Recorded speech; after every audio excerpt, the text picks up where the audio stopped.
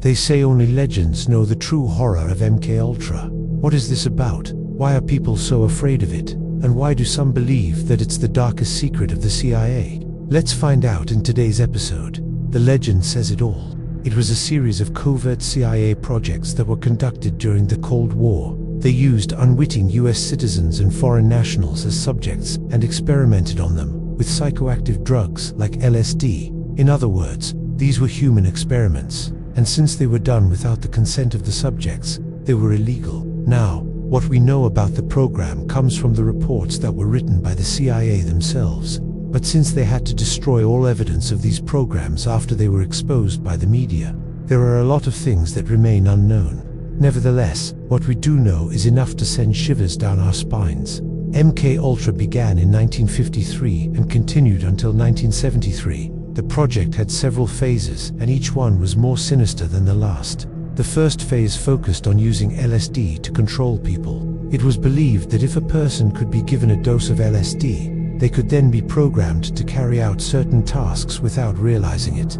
This was done through a technique known as narcosynthesis. Basically, the person would be given the drug and then interviewed while they were under the influence. The information gathered during these interviews was then used to create a profile of the subject, which could then be used to predict their behavior. But that wasn't enough for the CIA. So in the second phase of MKUltra, they started experimenting with other drugs, including barbiturates, amphetamines, and narcotics. These experiments were even more sinister because they often involved multiple drugs being used at the same time. The CIA wanted to see what would happen if a person was given a combination of drugs and then subjected to extreme stress.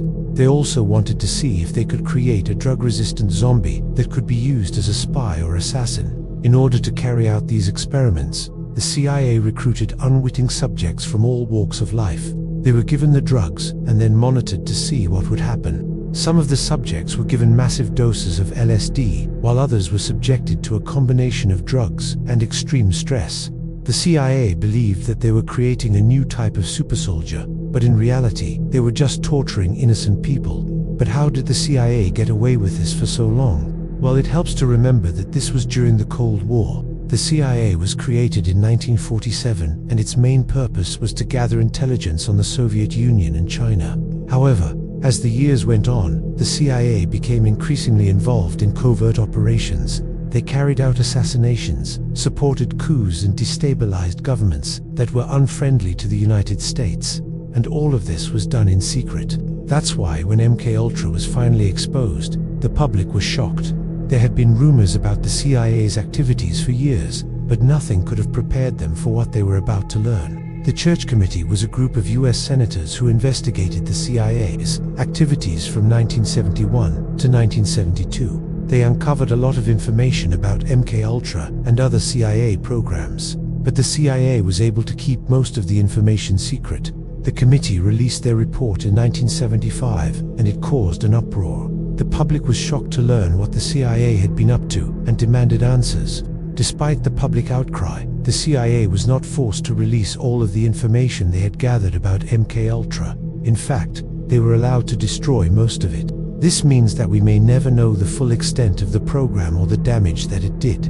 One of the reasons why the CIA was able to get away with this for so long is because they were able to recruit unsuspecting victims.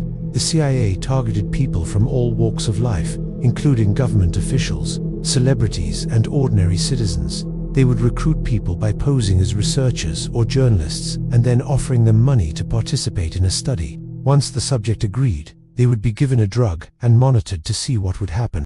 Another reason why MKUltra was able to continue for so long is because the CIA had the support of the government. At the time, the CIA was created with the specific purpose of gathering intelligence on the Soviet Union and China. However, as the years went on, the CIA became increasingly involved in covert operations. They carried out assassinations, supported coups, and destabilized governments that were unfriendly to the United States. And all of this was done in secret.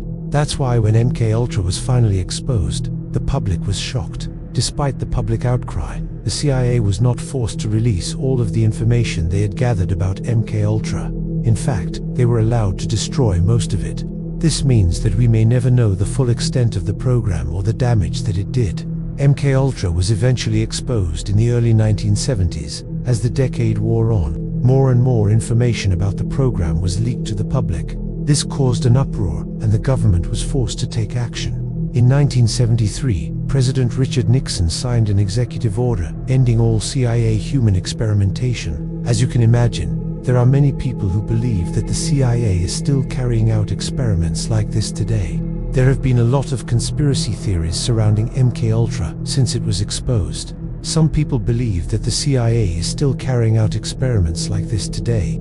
Others believe that the CIA has simply moved on to other types of experiments. Whatever the truth may be, we may never know because the CIA is still not allowed to release most of the information they have gathered about MKUltra. In conclusion, MKUltra is a dark chapter in American history. It shows the lengths to which the government will go to protect its secrets. Even today, there are still people who believe that the CIA is up to no good, and it's hard to blame them. After all, the CIA has been involved in some shady stuff in the past. While we may never know the full extent of what happened during MKUltra, we can be grateful that it's over. Have you heard about MKUltra before today's episode? What are your thoughts on it?